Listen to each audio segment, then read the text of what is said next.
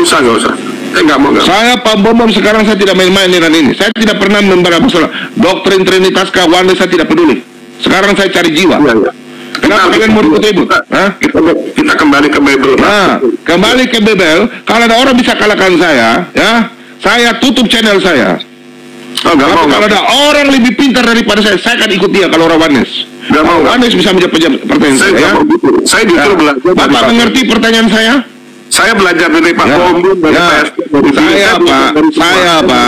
Saya menjadi hamba Tuhan bukan karena saya kecil, Pak. Ya. Saya belajar dari. Saya tidak mau ribut. Saya tidak mau ribut dengan orang Kristen lain. Bapak dengar?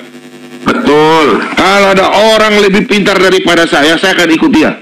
Berarti dengar Pak, selama ini orang Ortodoks, orang Katolik, orang Protestan lebih pintar dari saya, makanya saya ikuti dia. Pemahaman Trinitas. Tapi kalau ada orang Wanes lebih pintar daripada saya akan ikut dia. Paham ya Pak ya? Sebentar Pak, saya nih bingungnya di sini Pak. Tuhan Yesus itu, jadi saya harus berdoa kepada Bapaknya Tuhan Yesus atau saya jawab bisa Pak. Begini, sebentar Pak Tosi, sabar Pak Tosi. Bapak bicara nggak bisa ini. Kenapa ya? Bukan. Bapak dengar, saya cuma pakai bahasa saja. Iya. Kalau ada orang Wanes lebih hebat daripada saya akan jadi Wanes, oke? Tapi selama ini orang Trinitas lebih hebat daripada saya, makanya saya ikuti itu Trinitas. Paham Pak ya? Bukan gitu Pak. Enggak. Ini saya bicara untuk saya pribadi. Oke? Iya. Nah, karena saya merasa orang Trinitas, guru-guru saya, bapak-bapak gereja sangat hebat luar biasa, makanya saya ikuti. Kalau ada orang Wanes yang lebih hebat dari guru-guru saya akan ikuti. Tapi tolong jawab pertanyaan saya. Paham ya? Ada pertanyaan saya yang belum pernah dijawab oleh satupun manusia di dunia ini. Itu hikmat yang Tuhan Yesus berikan sama saya. Pertanyaan saya, kenapa pada waktu hari kiamat Nabi Nuh air bah itu 7 hari? Kenapa mereka masuk ke dalam bahtera itu hari kedua mereka sudah masuk, hari ketiga mereka sudah masuk, air bah nanti datang hari ke-7 baru air bah. Pertanyaan saya, tunjukkan 7 pasal, 7 ayat, 7 kitab di mana tertulis bahwa kenapa sampai air bah itu 7 hari 7 malam. Kalau ada bisa jawab, silakan cari di Google. Main threat. Ya, saya kasih tahu. Benar Pak, saya Pak Bom. Saya sudah turun di dunia apologet sudah 4 tahun setengah. Saya bukan turun atas kemauan saya sendiri. Saya punya mentor profesor.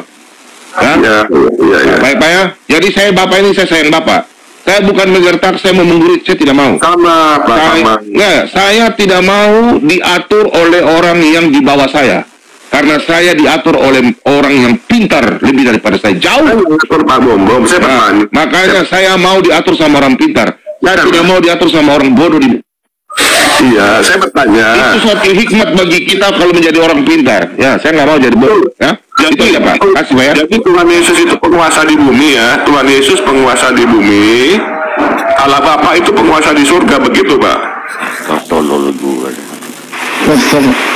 Inilah kalau orang ngawur ini. Ya. Pak, bukan. Saya bisa tulis ini Pak. Perasaan ini ada salah tulis ya kalau kitab ya. Sebentar.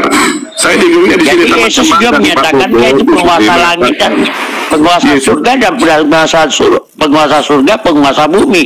Itu salah tulis nih Pak. Jadi Tuhan Yesus berdoa kepada siapa di Taman Getsemani? Coba kita yang bertanya, tapi Tuhan Yesus yang berdoa pada siapa di Getsemani? Aku nanya. Aku tanya balik. Dia memberi tauladan kepada murid-muridnya. Coba, dia berdoa pada siapa? Apa salah baca aja? Apa salah doa dia? Oh, sama. Aku tanya, kita tanya balik. Dia berdoa pada siapa? Pemahaman saya salah berarti. Yang benar seperti apa yang benar? Pak Melaf salah. Begini Pak. Yang benar seperti apa? Coba silakan. Saya jelaskan Pak ya. Saya jelaskan. Okay. Bapak tahu ya, kalau ini saya bilangin dulu Bapak kalau bingung Anda pegangan ya.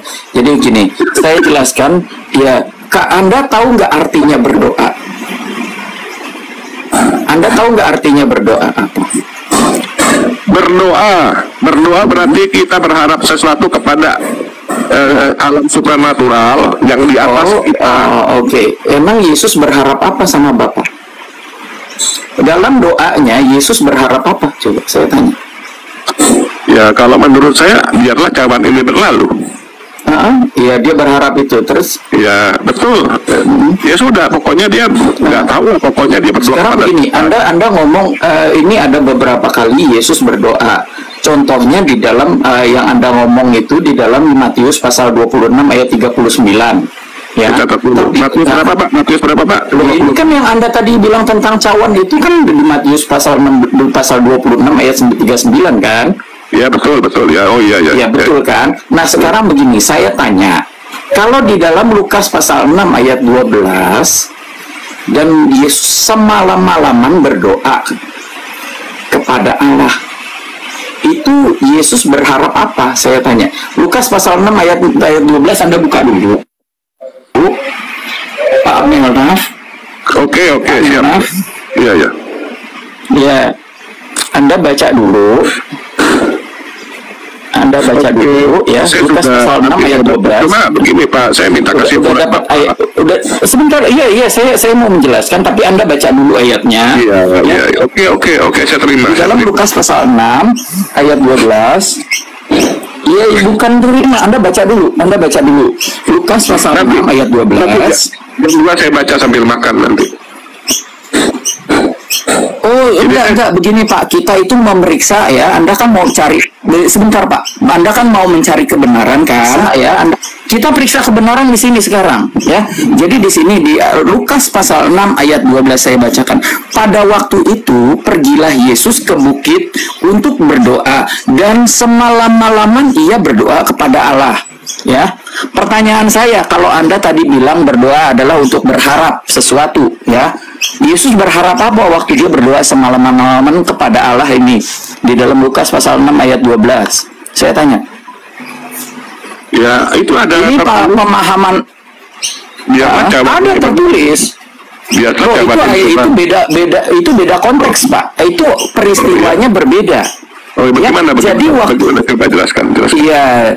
Jadi dalam Lukas pasal 6 ya. Lukas pasal 6 ini kan Yesus berdoa ya.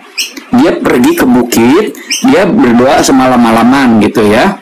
Nah, ini belum waktu penyair, belum waktu dia mau ditangkap, mau disalibkan, itu belum, Pak. Jadi ya ini setelah Yesus menyembuhkan orang pada hari Sabat ya, lalu dia kan dari situ dia berdoa ya. Nah itu di situ dikatakan Yesus berdoa semalam-malaman. Saya tanya, ini Yesus berharap apa kepada Bapa? Anda bisa jawab nggak? Ini sebelum Yesus mau ditangkap loh, ya. Nah, di sini kan Yesus berdoa dan semalam-malaman dia berdoa kepada Allah. Gini Pak Tosi Kaki, beliau ini kan orang tua, jadi nggak usah. Tadi saya bicara keras itu hanya untuk menegaskan yang di bawah yang dengar, ya teman-teman yang dari Oneness, saya nggak pernah benci Anda. Kalau Anda sebentar, Pak Melnaf diam dulu Pak. Pak Melnaf kalau orang ngomong Pak Melnaf diam ya. Bapak kan sudah silakan Pak Bobo. Ya. Teman-teman yang dari Oneness atau siapapun dari Trinitas, Pak Bobo ini basicnya pengajar. Firman Tuhan katakan dalam Ibrani 5 ayat 14, bagi orang yang mau mendengarkan ajaran yang keras adalah ajaran yang benar ya.